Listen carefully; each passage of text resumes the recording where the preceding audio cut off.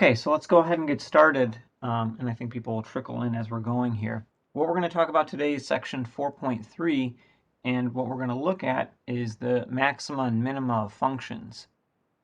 So what I want to do is begin by giving you maybe a visual idea of what we're talking about, and then we'll look at defining it more formally. So let's go ahead and look at the graph of a function.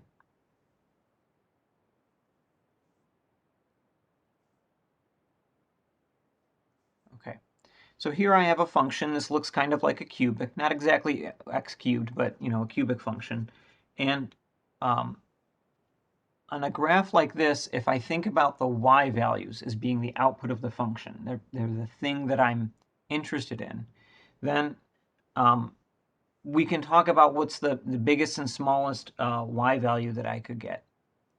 And on a function like this, where it goes up forever, it goes down forever, there is no maximum y value, there's no minimum y value.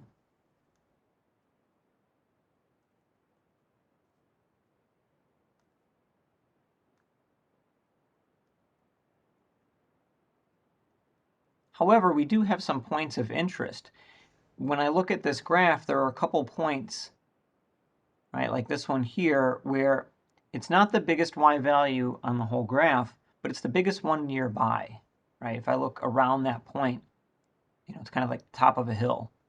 And likewise, this point over here is the smallest nearby. Okay, it's the bottom of the valley. So we do want to think about that as being something worth noting, and so we're going to give a name to that. Okay, so we can call these points, this one here, a local max or a relative max. And likewise, this one here is a local min. Okay, so I can have a graph that has, I'll draw an example. Okay, I can draw a graph that, again, has no absolute maximum.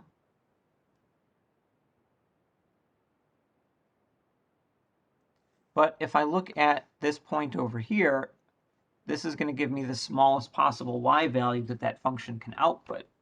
Okay, so it does have a absolute minimum. The absolute minimum, though, is not the point on the graph, it's the y value. It's the y value that we're talking about. Okay, so this y value is the absolute minimum.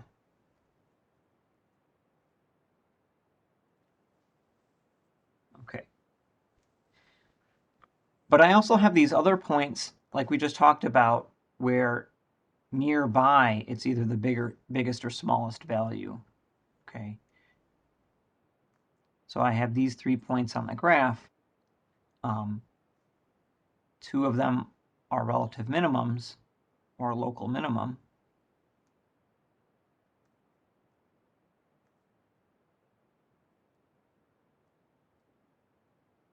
And one of them is a local max. Okay, right now we're looking at this as features on a graph. What we're going to be doing later on in this chapter is taking this same idea and using it to solve applied problems. But right now what we want to do, we're taking kind of a complicated idea and breaking it into simpler pieces. So for our purposes here, we're only going to be looking at graphs of functions and figuring out what's going on with maximums and minimums. Okay. So let's go ahead and give a definition for these.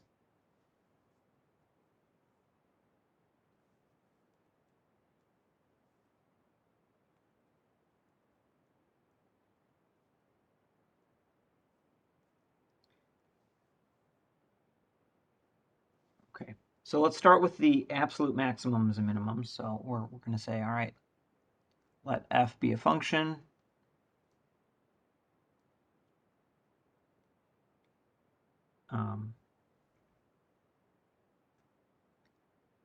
Okay, when we talk about absolute maximums and minimums, we're talking about over the function's entire domain. Okay, so if, and I'm going to use like a capital here for the max and a little value for the minimum. So if capital M is greater than or equal to f of x for all x in the domain,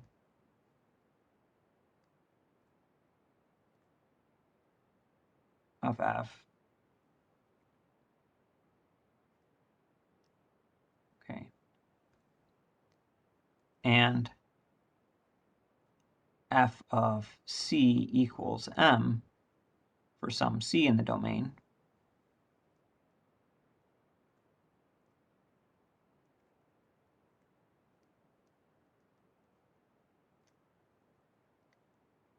then that output value, the y value m, is the absolute maximum of the function.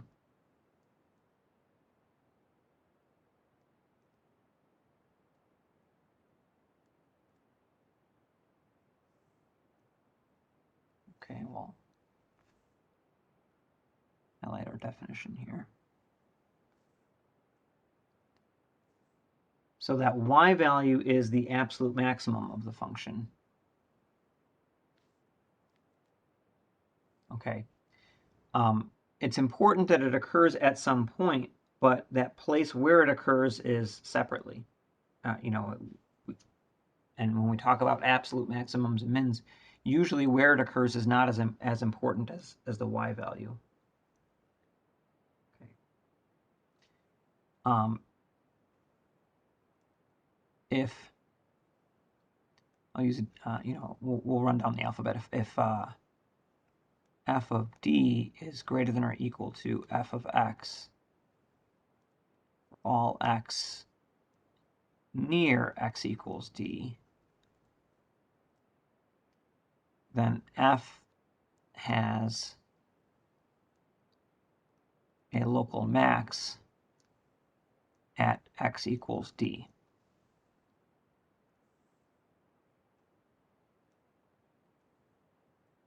Okay. And like I said, we sometimes also call this a relative maximum. That means the same thing. One of the things I want to point out is the way that we use this in our math lingo.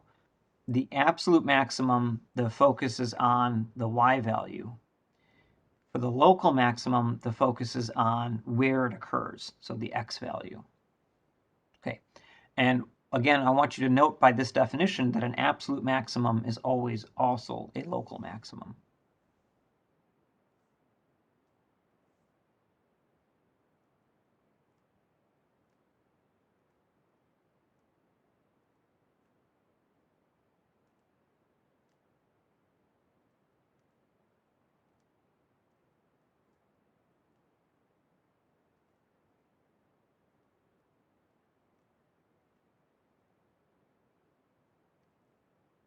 Okay, now I'm not going to repeat these same definitions for minimums. They occur, and you can always look in the book to get that, but it's the exact same thing, just our inequalities go the other way, right? If it's the smallest value, it's a minimum. And usually that's not too confusing, so we'll move on. What I want to do now is look at a theorem, and we're going to focus on the absolute maximums and minimums first. So this is a theorem that's going to be useful in this section, but also later on in the course. And it gets a name, right? So some theorems are just a theorem, and then we just call it a theorem, but some theorems get a name attached. So this one's called the extreme value theorem.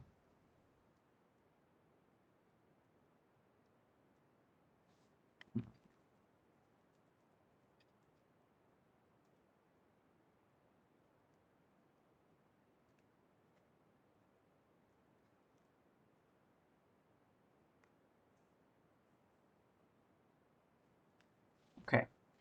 And what this theorem is going to do is it's going to tell us when we can be sure that a absolute maximum or an absolute minimum actually exists.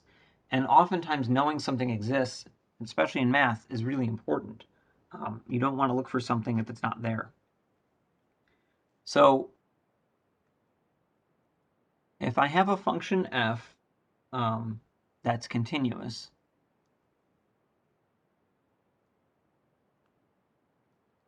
on a closed interval,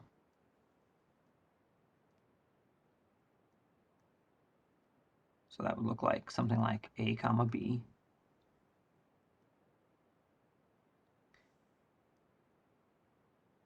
then there's a point in that interval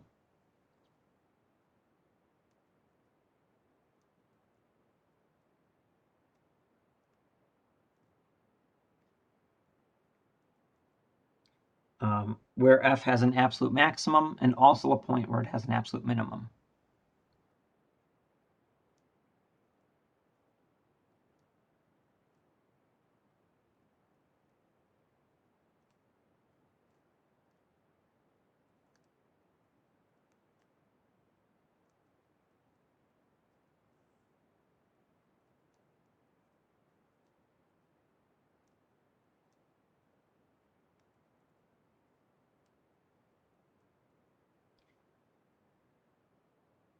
Okay, and I'm not going to give you a formal proof of this theorem, but what I'm going to do is I'm going to maybe draw a little bit of a picture and see if I can convince you that this always has to be the case. Okay, one of the ways to think about how this could not, one of the ways to think about the theorem is to think about what would it take for the theorem to be false. Would it be possible to have a function, right? And I'm going to look, how can I not have an absolute maximum or a minimum, right? So ways that we might not have an absolute maximum or minimum is if the function goes off to infinity, right? Then there's no max, okay? But if it's a continuous function, right? Well, if it goes off to infinity, that's a discontinuity. So then, it can't have that happen when it's a continuous function, okay? Another way that we could have a function that doesn't have a maximum, okay, is if I have something like a horizontal asymptote. So if my function gets bigger and bigger, but never crosses that line, because it doesn't hit the line exactly, that y value isn't a maximum. But there's no number smaller than it that you can say is the max, because any number smaller than this one I pick, it would go past. Okay, so this one has no max.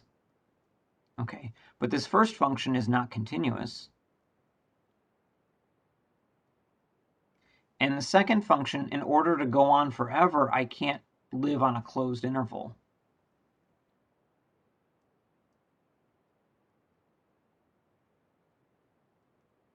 Okay, so if I did take the same function and I just picked a closed interval to be its domain, then it would have an absolute maximum. It would just be, that highest point right at the end. Okay, so if my function lives on a closed interval from a to b, and my function is continuous, okay, then whatever the function looks like, it's always going to have a maximum and a minimum, right? Because I'm starting at some finite point and I'm just moving continuously, right, up or down and ending at some finite point, okay? At some point I have to hit a highest value. And then also lowest value, okay? Real quickly though, I want to address something.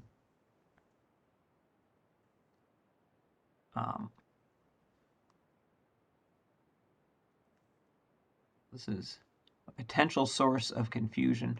What if I look at something like y equals sine x, and I'll look on the closed interval 0 to 2, not 2 pi, 0 to 4 pi. So I'm going to take my sine function,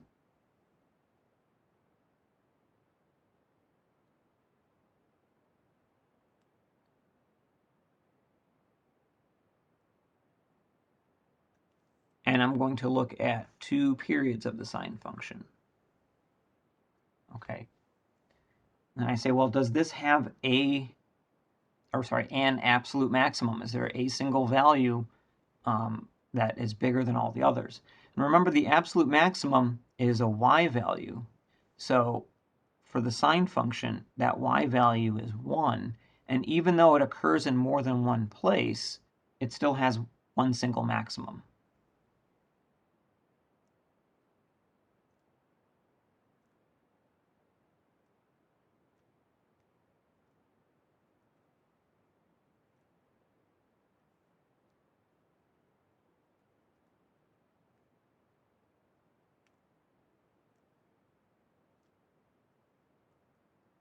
Okay, so that maximum y value is 1. It happens to hit that maximum in more than one place. That's perfectly fine. It still has a single maximum and a single minimum.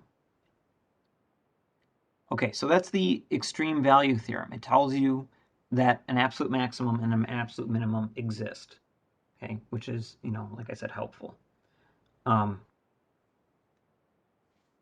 Okay, now let's look at relative maximums and minimums a little bit. And again, we're going to start off with a little bit of the theory, and then we'll move on to how do I find them.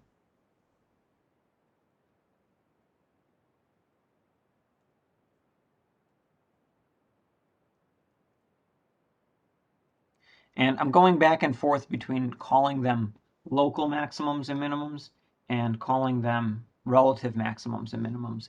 And the reason that I'm doing that is because I want to make sure that we're used to, both, because those are both common ways to refer to them.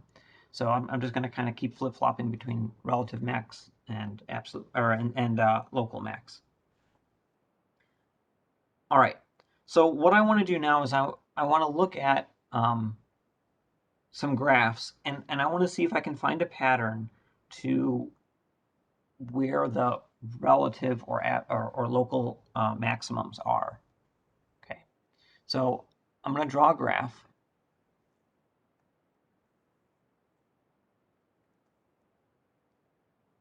And we'll just focus on the maximums for now. Okay.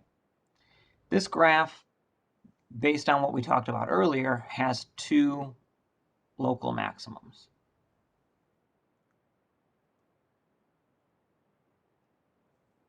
All right. On one of the local maximums, the function goes up, turns around, and comes down again.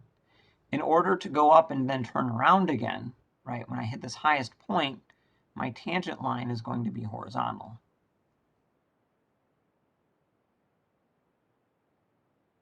Okay. If I look at this other point, it doesn't have a tangent line. That's a sharp corner.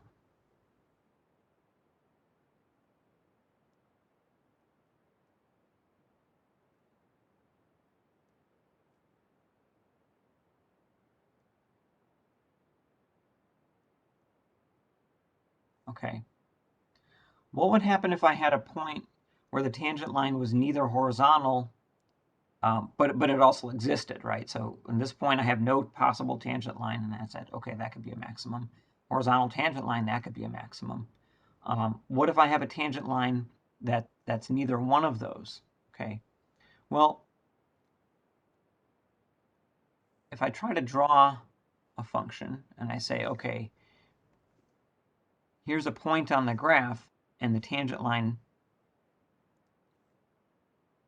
is just some number. It's not 0, but it does exist. Well, then that means that the function, if I look at the slopes of the secant lines, right, they have to approach that, right? So maybe another way to put this, the function and the tangent line have to be close to one another near that point. That was what we were talking about for linear approximations in 4.2. So I know that wherever the function goes, it has to be somewhat close over here and somewhat close over here, which means it's going to go both below my point and above my point. Okay, so we can't possibly have a local maximum if the tangent line is some non-zero number.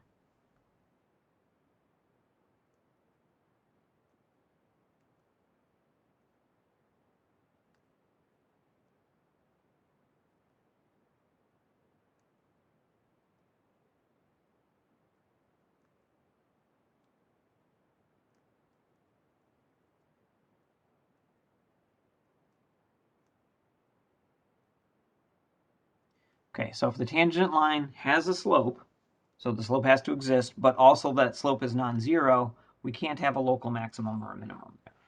So what we can do is we can sort of turn this around and we can make a theorem out of it.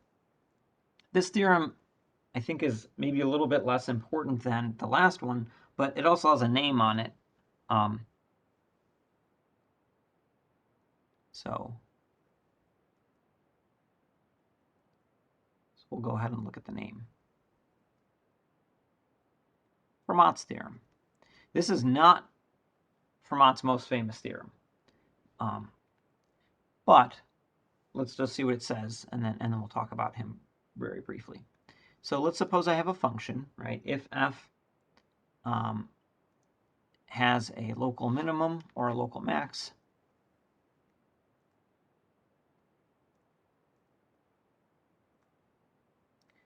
at x equals c, then either f prime of c equals 0 or f prime of c doesn't exist.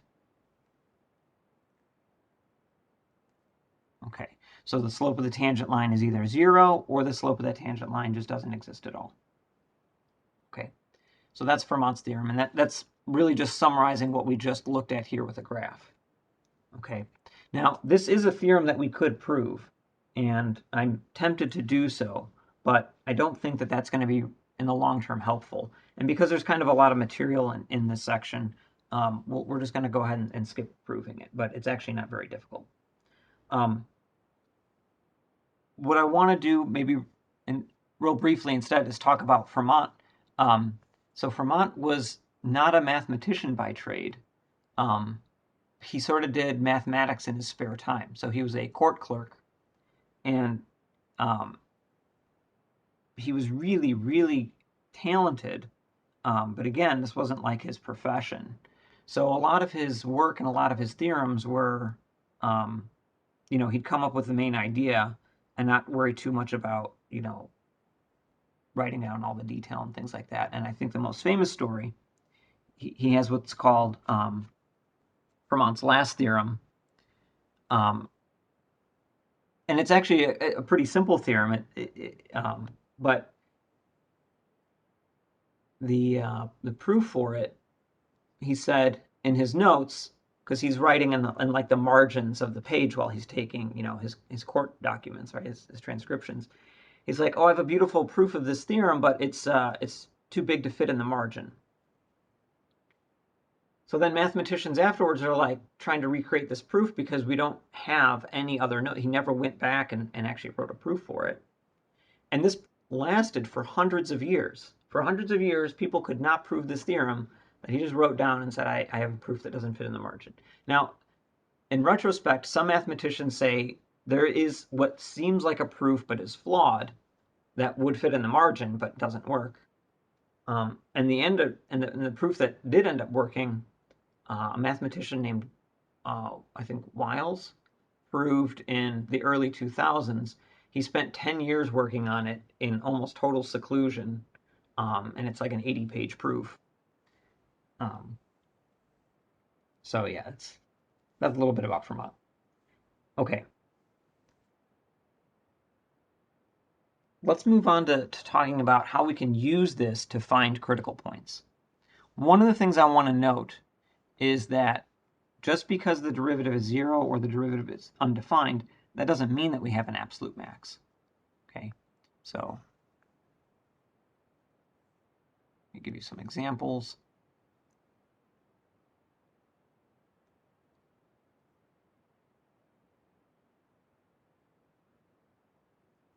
So this is y equals x cubed.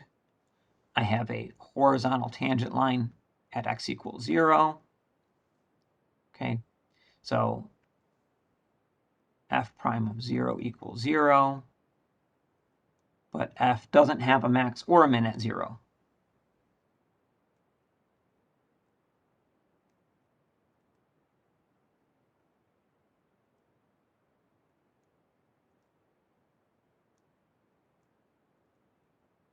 Okay, we'll draw another example.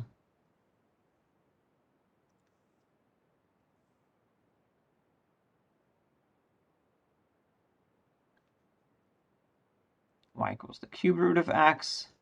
Here we have a vertical tangent line at x equals 0, which means the derivative at that point doesn't exist. Okay, so f prime of 0 does not exist, but f doesn't have a max or a min at x equals 0.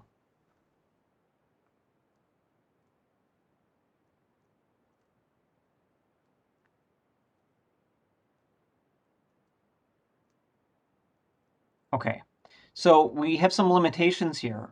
When we look at the theorem, it says if you have a if you have this max or min, then either derivative is 0 or the derivative doesn't exist. But the opposite doesn't work. Just because we have a point where the derivative is 0 or a point where the derivative doesn't exist, that doesn't mean that we have a max or that we have a min. We could have one or the other or neither. Okay, but this is a point of interest, so we're going to give this a name.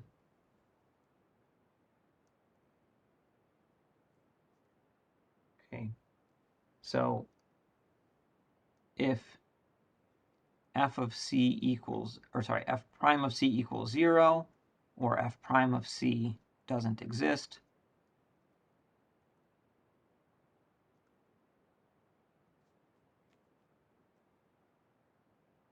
then x equals c is what we call a critical point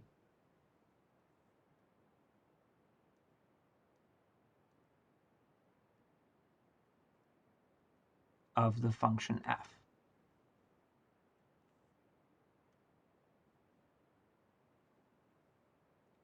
Okay, so we can think of these as being like potential places where we might have a maximum or a minimum. And we can use this to sort of narrow things down, right? So what I want to do is a couple examples where we look at finding critical points, and then we're going to look at how can you determine if that critical point is a max or if it's a min. Okay. So let's start with f of x is 1/3 x cubed minus 5/2 x squared plus 4x. Okay. And what I want to do is first find the critical points and then determine if they're maximums or minimums.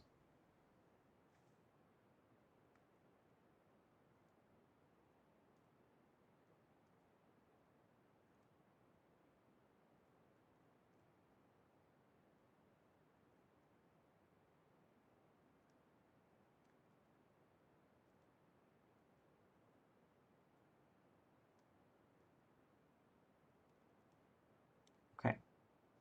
All right, so our definition of a critical point was all about the derivative being 0 or the derivative undefined.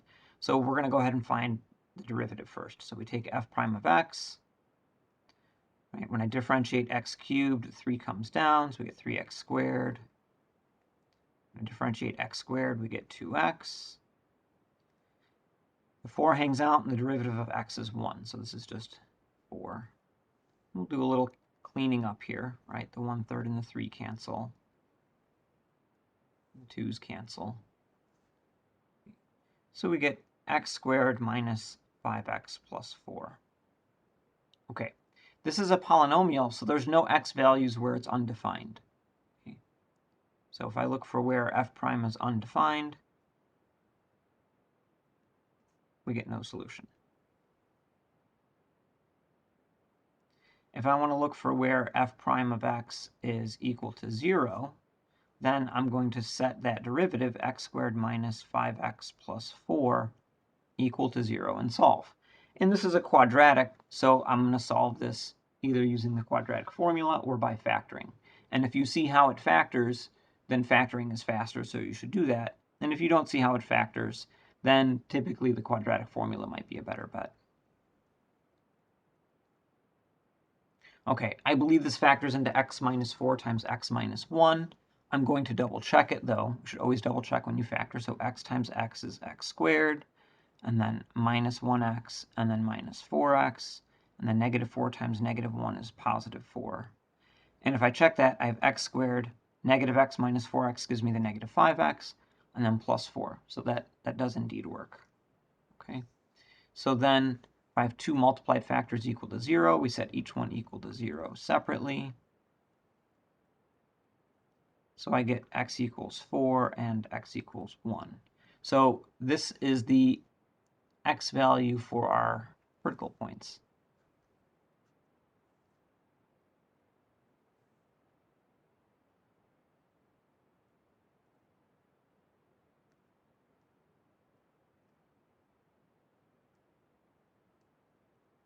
Okay, both of these are critical points, but we don't yet know if one or any of them are maximums or minimums or which is which. Okay, and there's a few different ways to figure that out.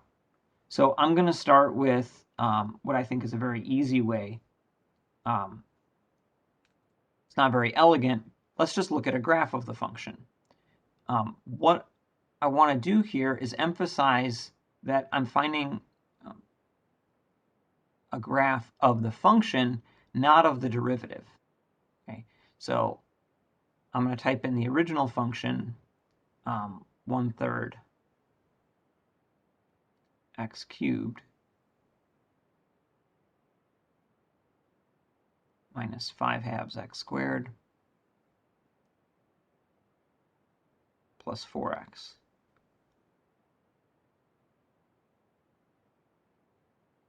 Okay, so here I can see, oh, there's the 1, that looks like a max. Over here at 4, that looks like a min. Okay.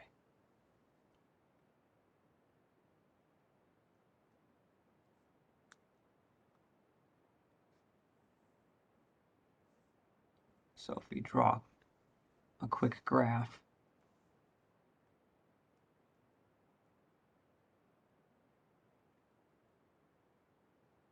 it looks like we have a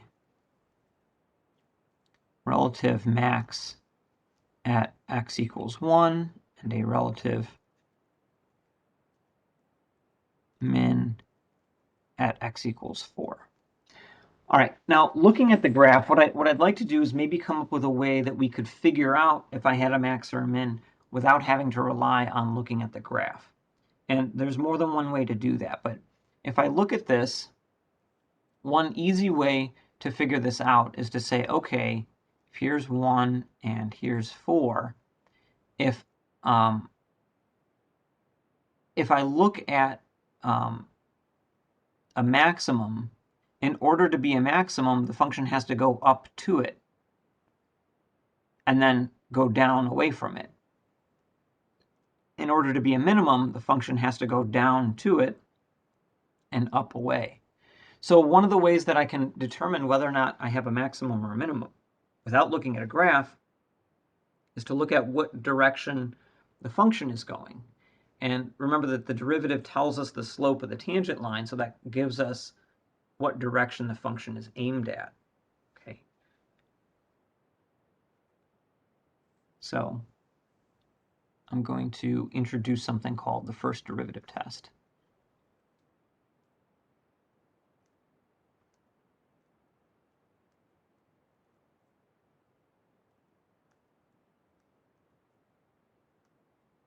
Okay, this is a test using the first derivative to tell whether or not a critical point is a max or a min or neither.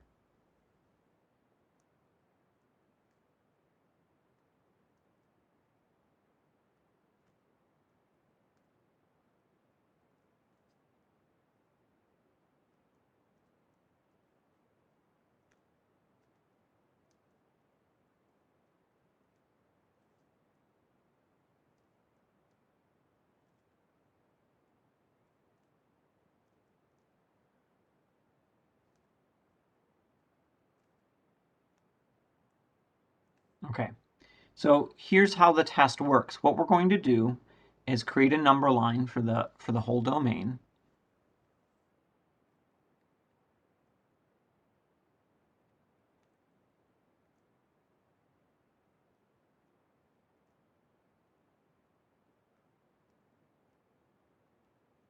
Okay, so over to the right, I'll do that. So here's a number line. My domain is all real numbers, so I'm just going to have all the numbers on there. Okay, but I'm not going to label it yet. The only thing I want to label on here are the critical points.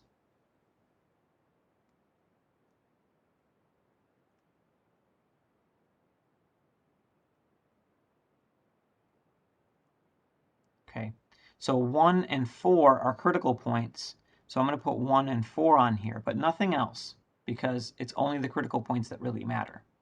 Now, at the critical points, the derivative is either is either 0 or undefined. That means everywhere else it's not 0 and it's not undefined. And because the function is continuous, that means that the derivative can't go from being positive to negative without either being 0 or being undefined, right? It doesn't have any jumps in it. So what we're going to do now is we're going to test each of the intervals that we've created into that first derivative to see whether or not the derivative is positive or negative.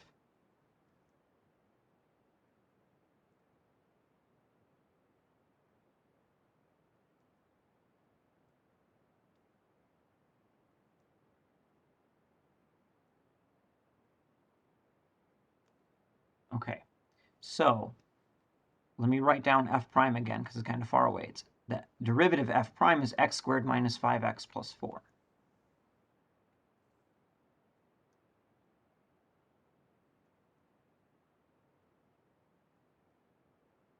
So I'm going to pick something to the left of 1. So over here we can test x equals 0. So f prime of 0 is 0 squared minus 5 times 0 plus 4, which is 4. Now, I don't really care what exactly the number is that I output. I'm just interested in whether or not it's positive or negative, because that tells me whether or not the function is going up or going down. Okay, so this is positive. So what I'm going to do is say, okay, in this first interval, the derivative is positive, so the function is angled up. Okay. Now, in between 1 and 4, I'm going to test something. We'll test, say, x equals 3. Why did I pick 3? I don't know, why not, right? It doesn't really matter, it's just something in between 1 and 4 that's convenient. So I'm going to take f prime of 3. I get 3 squared minus 5 times 3 plus 4. Okay, when I compute that, I get negative 2. That's negative. So that means that the function is angled down. Okay. And then finally, to the right of 4, I'm going to test something. You could pick 5. That's the next integer over. That's fine. I'm going to pick 10.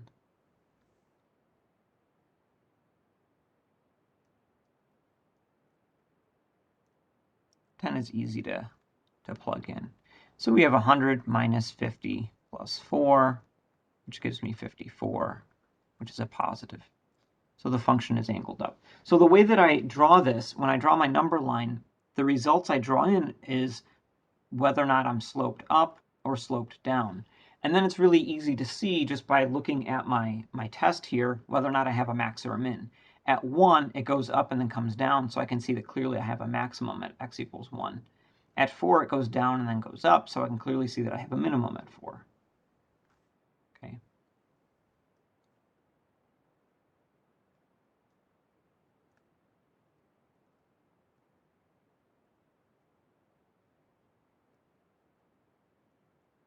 All right. So let's look at another example.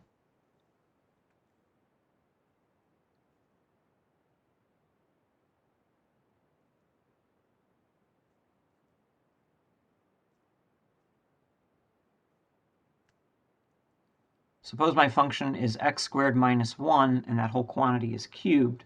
Let's find the critical points and then look for local maxes and mins.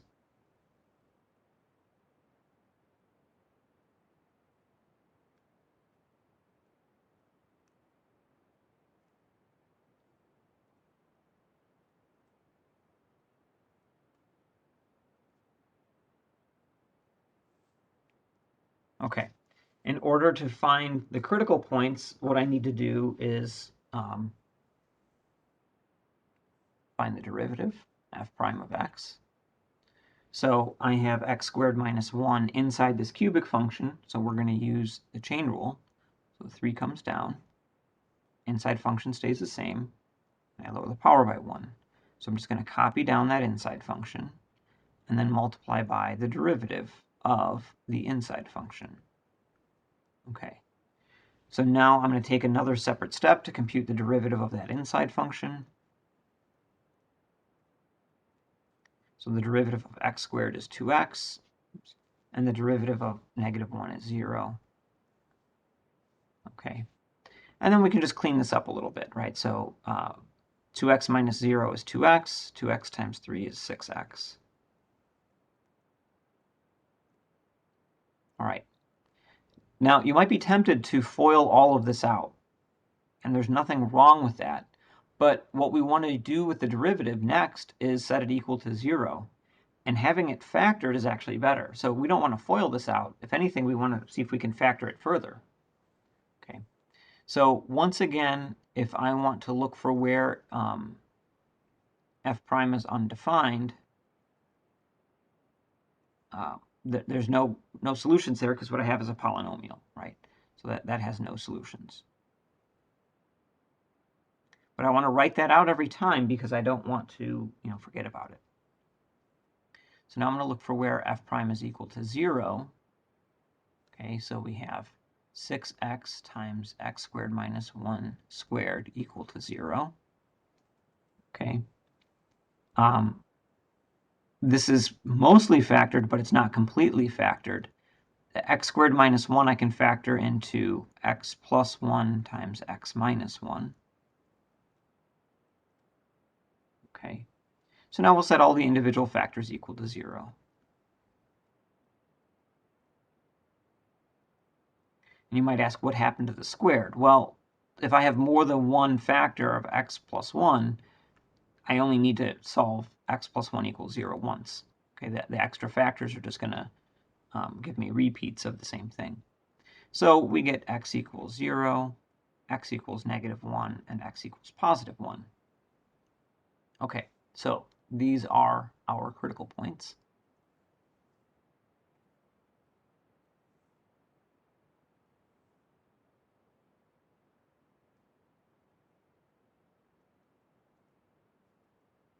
Right. So now let's figure out where, which one of these is a maximum or a minimum or what's going on. So I'm going to go ahead and do that first derivative test that we just talked about. So I draw a number line and I label my critical points. Okay, so negative 1, 0, and 1. And what I'm going to do is I'm going to plug things into f prime. Okay, now we'll start to the left of negative 1. So I'm going to test f prime. Something to the left of negative 1 would be something like negative 2.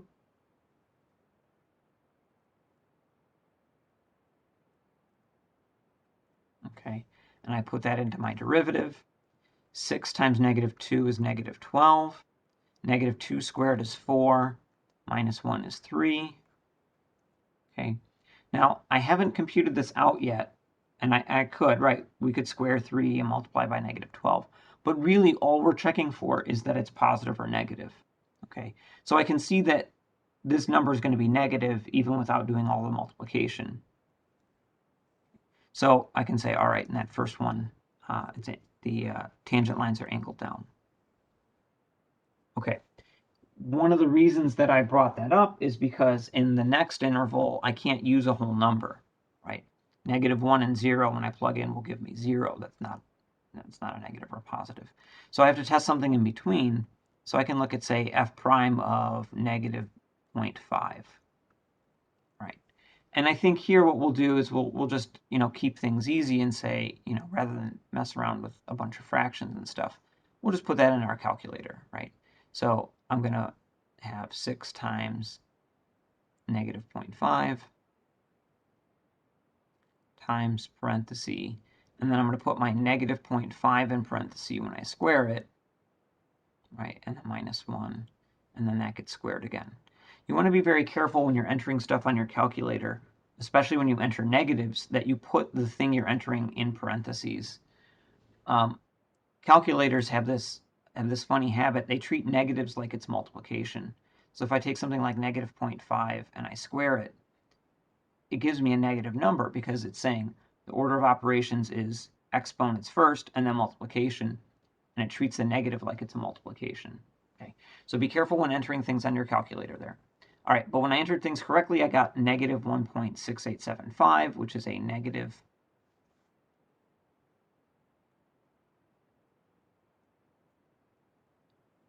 Okay, so it's angled down here.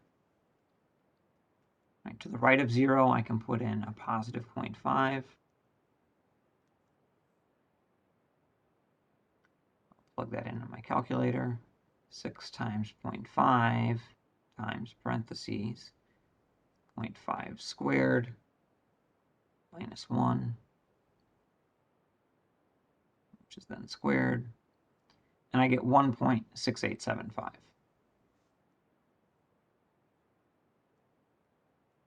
Which is positive, so here the function is angled up.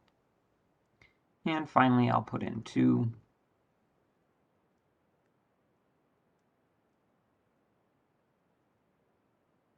Okay. And so I get 12 times 3 squared, right, which is positive. Okay. So when I look at x equals -1, the function's going down, it gets to an x value of -1, and then it keeps going down. So it didn't turn around there, so that's neither a max nor a min. Okay. At 0, it went down and then went up again. So this function has a local min at x equals 0, no local max. Okay. So again, we got to be careful. Critical points don't always give us a maximum or a minimum. All right.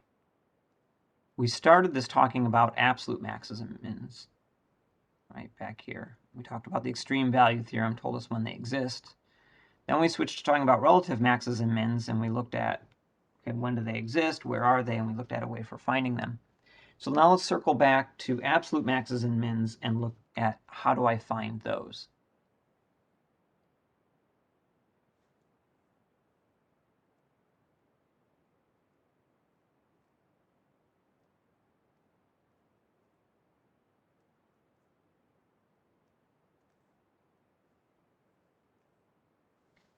All right, so remember that the extreme value theorem said that we were guaranteed that we had an absolute max or a min when we had a continuous function on a closed interval. So for the process that we're going to look at for finding absolute maxes and mins, let's look specifically at when we have a continuous function on a closed interval. Okay, so if f is continuous,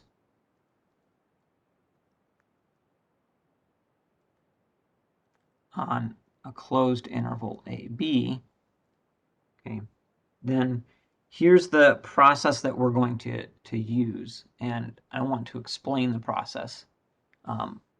If I look at a graph of a function, suppose I have something like, like our very first graph back here. We said this had no absolute max and no absolute min. Okay. If I take a function like that, though, and I cut it off, and I say, here's an A, and here's a B, and the function may go on forever, but we're really only going to start at A. And we're going to end at B. And even if the function could go on, this is where we're cutting things off. Okay. Then what might happen is I might get, draw that a little bit more cleanly.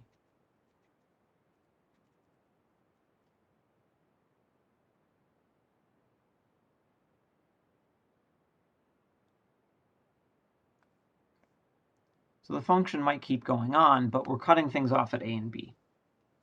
Okay, so what are the possibilities? If I look at the maximum, right, I might just have a maximum where there's also a local maximum. Okay. If I look for the minimum, I might have the minimum where there's a local minimum, but it might go lower. And if it's not a local minimum, then that's going to have to happen where I cut off at an endpoint. Okay. Because absolute maximums always have to be also a relative maximum, right? And similarly for minimums. And the only way that might not show up on our normal checking for critical points is if it happens at the edge of the domain, right, where we cut things off. Okay, so here's our process. First, we're going to find all the critical points of f.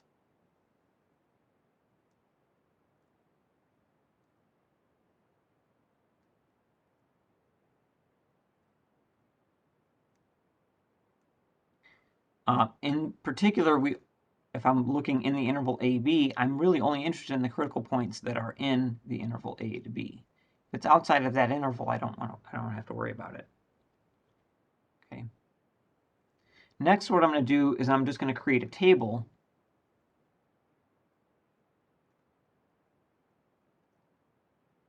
Okay.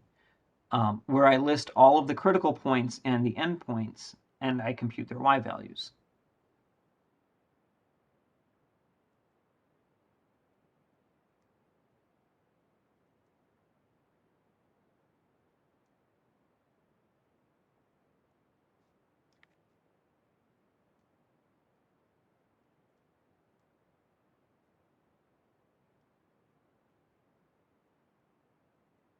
Okay, so the biggest one is the max.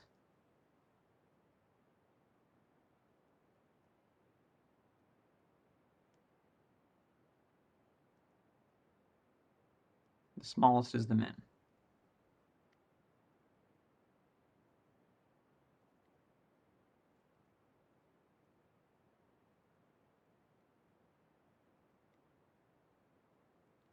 All right, so let's look at an example.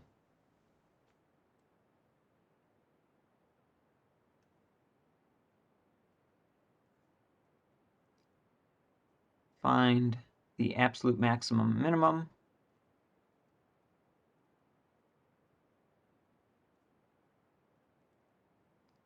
of f of x equals negative x squared plus 3x minus 2 over the interval 1, 3.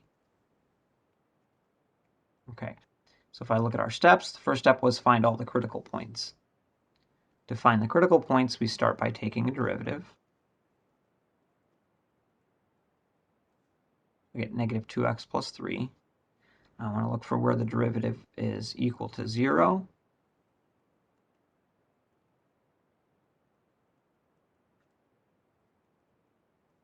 I get 3 halves.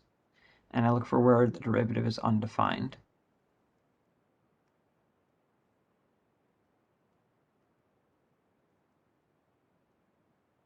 Okay, get no solution.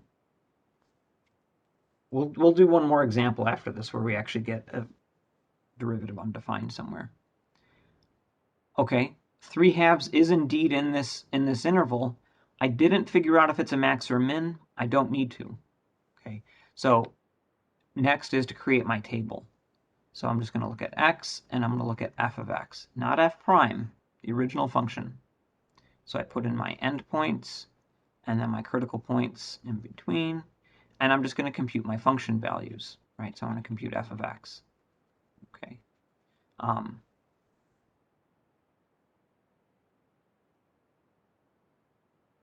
And there's an easy way to do this on your calculator if you just want to compute a few x values. If I put this in as a graph, I'm not actually going to graph it. I'm just putting this in as the function y1.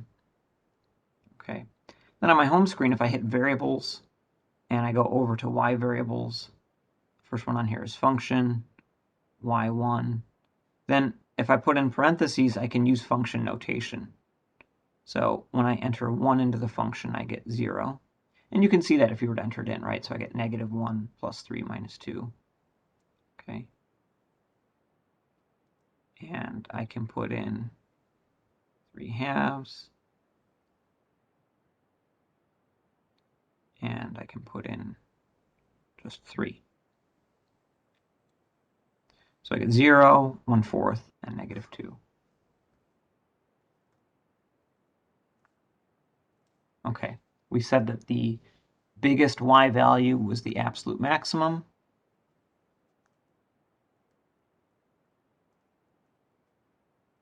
The smallest y value is the absolute minimum. Okay, so that's all there is to finding absolute maxes and mins. We'll do one more example because all of our examples so far, f prime undefined had no solution. So let's look at one where that actually occurs. So find the absolute maxes and mins of f of x equals x squared minus 3x to the 2/3 over the interval 0 to 2.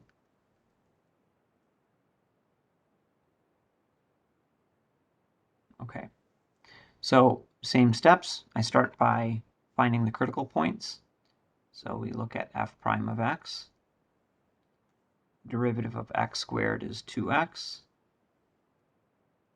The derivative of x to the 2/3 is 2/3 x. We lower the power by 1, so it's -1/3, not -2/3. It's not just throwing a negative on there. Okay, our 3's cancel here, so we'll clean this up a little bit. Because what I'm doing next is algebra-looking stuff, I'm going to rewrite this. Instead of writing it as x to a negative power, I'm going to put that x in the denominator as a positive power. And I think that for doing algebra stuff, that's an easier way to look at it. Okay, so now let's look for where f prime is undefined. Well, if I look at this function and I look for where it's undefined, there's clearly a denominator here. So when that denominator is 0, it'll be undefined. So I want to solve x to the 1/3 equals 0, and that gives me that x has to be 0. Okay. If I want to figure out where f prime is equal to 0, I'm going to set 2x minus 2 over x to the 1/3 equal to 0. Okay. And we'll add, well, you know what? I think it makes more sense. If I have fractions in an equation, it's usually a good idea to get rid of the fractions. So I'm going to multiply everything by x to the 1/3 power, and then we won't have any fractions anymore.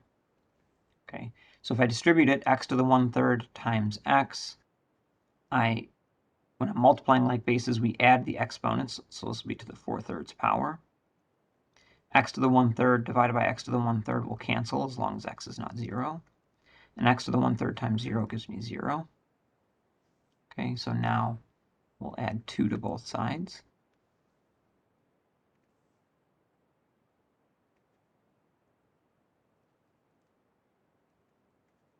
Okay, divide both sides by 2.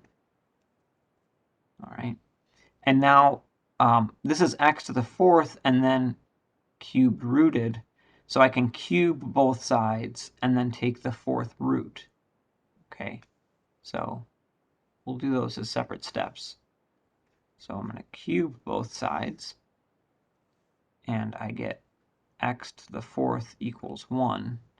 And then when I take the 4th root of both sides, the 4th root of 1 is just 1, but I get positive and negative.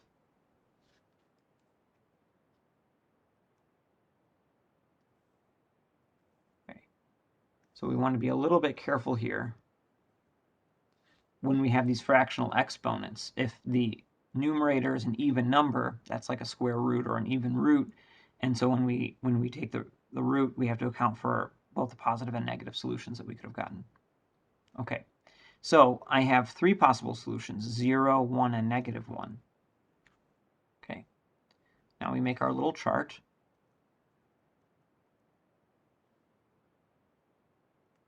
Okay, my endpoints are 0 and 2, and 1 is in between them, and negative 1 is not. So I don't count this one.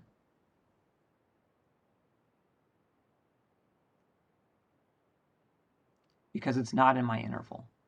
Okay, so we throw that one out and we say, all right, I want to forget about it. And then for the other ones, we're throwing them back into the original function, right? So f of 0, 0 squared minus 3 times 0 to a power, right? I get 0. When I put 1 in, I have 1 squared minus 3 times 1 to a power. Okay, 1 to any power is 1, so this is negative 2. And when I put 2 in, we have 2 squared minus 3 times 2 to the 2/3. Okay, and that one we're probably best using our calculator on because it's not going to come out to a whole number. So 2 squared minus 3 times 2 to the power of 2/3. Okay, I get negative 0.7622.